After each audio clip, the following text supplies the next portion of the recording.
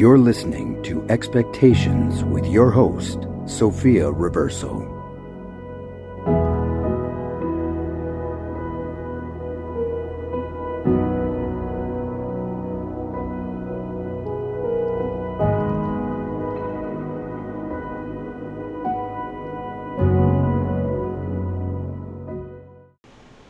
Hello, everyone, and welcome to Expectations Podcast.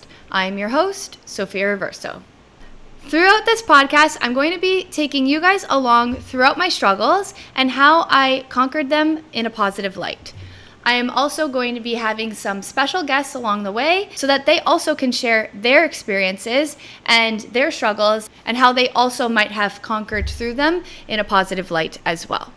In today's episode, I'm going to be taking you guys through the ins and outs of the podcast, how everything came to be, and my inspiration on creating this podcast and why I'm doing it. All right, let's start from when I was a kid. So basically, my whole life, I have been bullied. Bullied for everything that I did. I was bullied because my middle name was too long. I was bullied because I wore glasses.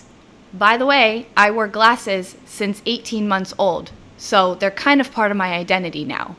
But I was bullied for that. 4 eyes, you name it. They called me it. I was bullied for wearing braces. I was bullied for my quirkiness. Basically bullied for everything. And when I was younger, it was very hard growing up being bullied for everything you do. You're developing, you're growing into the person that you want to be, the person that, you strive to be. And it was just very hard because being a young kid, you're very easily influenced. And it was very hard and such a struggle for me, especially since I was a dancer. I grew up dancing. I started dancing when I was 4. And it was very hard because in dance, I was shoved to the side, placed in the back row, often dancing into the wing, and it was really hard, I saw some of my friends being put in the spotlight, and I was shoved to the corner. I wasn't given a chance, and I basically felt like I always had to work super hard for what I wanted and what I got.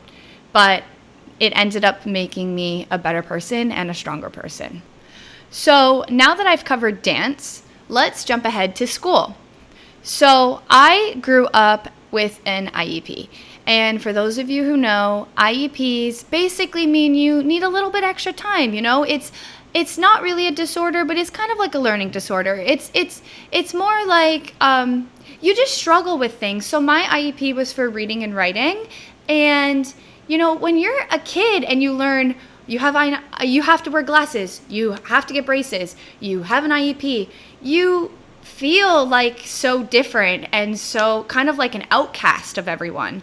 And growing up and, figuring out who you are and figuring out your confidence, it's very hard to hear that you have an IEP because now it's like a whole other thing that makes you different from everyone else.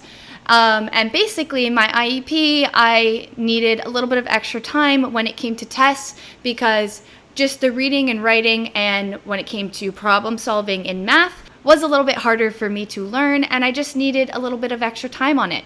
Nothing strange, nothing weird about it, but when you're a kid, of course, that gives everyone else something to bully you for because, again, you are different, you are weird, you need extra time on a test, and kids bully you. Basically, to sum everything up, I was bullied for being me and bullied for being who I am. Now let's talk about how being bullied through school and dance reflected on my confidence. So as I mentioned, growing up, you are developing, you are learning, you are growing into the person that you strive to be. And everything in life influences you into being who you are, all of your choices, all of your decisions, all of the way people treat you, the way you treat yourself, everything reflects and builds who you will become when you're a child. And basically, everything that happens in life reflects on your confidence and your self-esteem. It's just going to happen. And for me, getting bullied didn't reflect very well on my confidence. I had very low confidence, very low self-esteem. I was very shy. I was the quiet one in the room. I was weird. I was quirky. And I was young and developing, and I didn't know how to embrace who I was. I didn't know how to just accept it and be confident with it. And it was a struggle. It was very hard for me, but you know what? I never gave up. I am a very determined and motivated person, and I'd say I have been very determined and motivated since the day I was born. And fighting for what I want and what I have all the time, 24/7, made me more motivated and more determined. And, you know, I'm very much a dreamer. And I think that stuff is what got me to be the person that I am today. I wanted to fix my confidence. I didn't want to be the person that I was. Not the person that I was, but I didn't want to be this low self-esteem, low confident, quiet individual. I was very into the arts. I was very into performing. Like I mentioned, I was dancing since I was 4. I was really into the musicals. I wanted to perform. I wanted to entertain. And I kind of used my passions for the performing arts, and I kind of poured it out on the dance floor and basically just let out my emotions. And it was really a great asset to kind of just let loose and just express my emotions. The one thing that was mainly affecting my confidence, so obviously getting bullied and everything in general was affecting my confidence. But I would say dance was affecting my confidence the most, because even though I was getting bullied at school, I kind of like accepted I have an IEP, I have to work extra hard, it is what it is. And, you know, like I said, people would bully me for my glasses, braces, just nonsense stuff. But when it came to dance, because that was my asset where I can let loose and express myself, I found it hard to do so when I was always being pushed aside. And so I think like dance kind of affected me the most, getting treated that way, especially when I grew up with some friends that they were up in the front, and my sisters were up in the front, and I was in the back. So I just was never given a chance. And because I would ask a lot of questions. I'm the type of person where I ask questions all the time. I love learning because I love to grow. I believe that you grow more when you ask more questions, because you're learning more and you're able to develop and grow more and just take things to the next level. And so basically, I ask a lot of questions, and I'm the type of person where we'll be doing a stretch and I'll say, oh, what does this stretch do for your body? Like, what part of the body are we stretching? And for some reason, people see questions as stupidity. People see it like, oh, I have to do something extra so that she can understand something, so that she can learn. Oh my gosh. They see it as like she needs more time, like I have to put more time towards her. But that's not the case at all. The whole thing is that I want to learn and I want to be the best that I can be. And in order to be the best that I can be, I'm going to ask those questions, because that's the only way I can fully understand what I'm doing and fully understand how I can learn more and grow more. I don't want to be stuck at the same place the rest of my life. I want to evolve. And so I would always ask these questions, but people would see it as like, oh, she needs extra time. And so, it was really hard because people underestimated me. People thought, oh, she's an idiot. I'm not an idiot. I'm not asking these questions because maybe I don't know, but half the time I'm not asking because I don't know. I'm asking because I want to know more. And I think that could really be taken the wrong way. But, I never stopped I never stopped asking questions, and I still to this day ask a lot of questions because I want to learn and I want to be the best that I can be. Okay, so fast forward to high school. I was about 15 or 16 years old when we finally switched dance studios.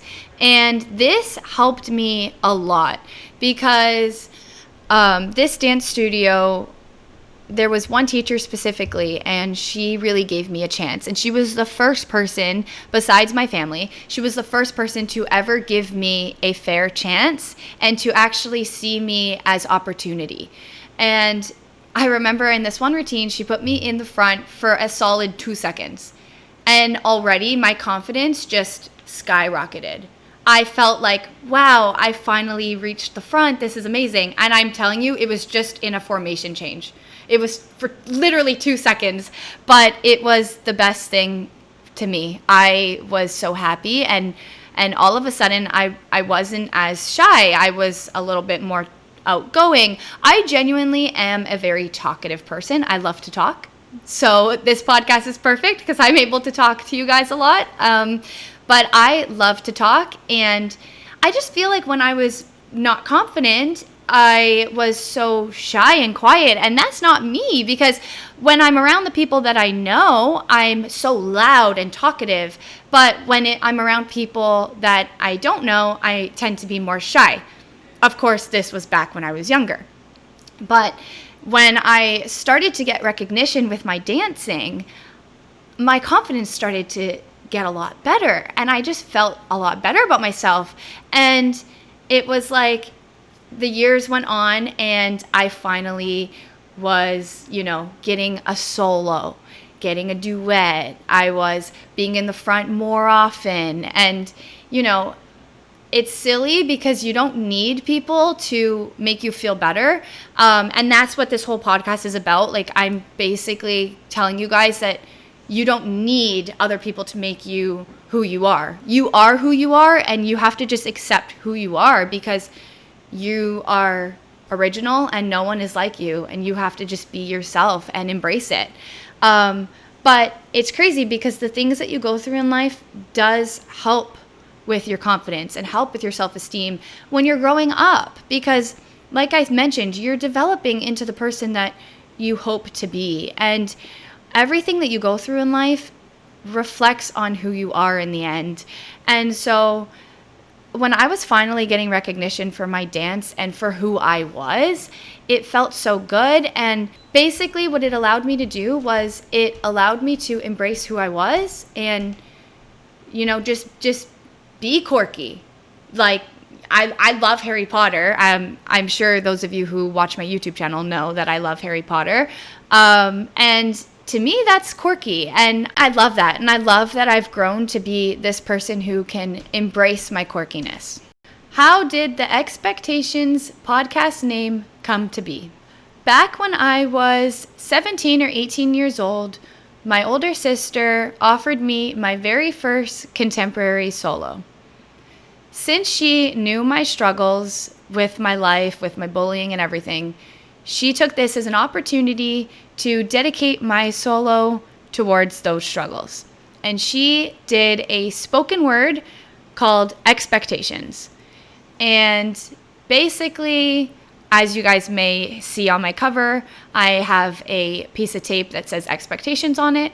And the whole point of the solo, the whole concept of it was I basically danced with that tape, with that word on my mouth. And towards the end of the dance, I ripped off the tape and basically showed that I don't have to live anyone else's expectations. I can be who I am, and who I am is me, and it's perfect. No one's perfect, but being you is perfect. And that was the concept of the dance, and I was so inspired by it because it touched my heart dearly, because it related so much to my past and so much to my life. And I loved the concept so much that I kind of thought I want to open it up into a podcast and try to help other people with their struggles and with their life through my struggles. So yeah, and I actually have a tattoo. For those of you that are watching, you can see my tattoo. I'm showing it to you here. I got the word expectations on my wrist because the word just means so much to me after that solo, because it relates so much to my life, because throughout my whole life, I feel like I was living other people's expectations. I couldn't be the quirky, creative, go-getter dreamer that I was. I was kind of masked behind other people and society's expectations. And when my confidence started to get better is when I was able to accept who I was and be who I was and love who I was. And yeah, so that's how the name came to be, and that's how the podcast kind of how I decided to start this podcast. And basically it's to talk about my past struggles in life, because life is crazy, life is wild. And so I just want to share my experience and try to help you guys. In every episode of this podcast, I'm going to be sharing with you guys a quote, because I want this podcast to kind of take experiences and kind of spread positivity and just show that you can get through things too. If I did it, anyone can do it. And that everyone can be themselves. And that you don't have to, hide yourself behind other people's expectations. And so I came across this quote, and it's Ryan Reynolds. So Ryan Reynolds once said, "When you have expectations, you are setting yourself up for disappointment."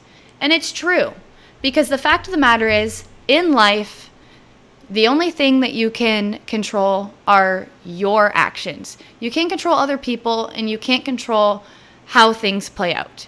So try not to set expectations and just live your day-to-day life, enjoy your life, and just be who you are, because who you are is perfect. All of your imperfections, all of your insecurities, everything makes you who you are. And the best thing you can do is embrace it, because you are one of a kind. You're original, so just be you. That's it for today's episode. Thank you guys so much for tuning in, and I'll see you guys in my next episode. And remember, everyone has a story, and this is mine. Bye!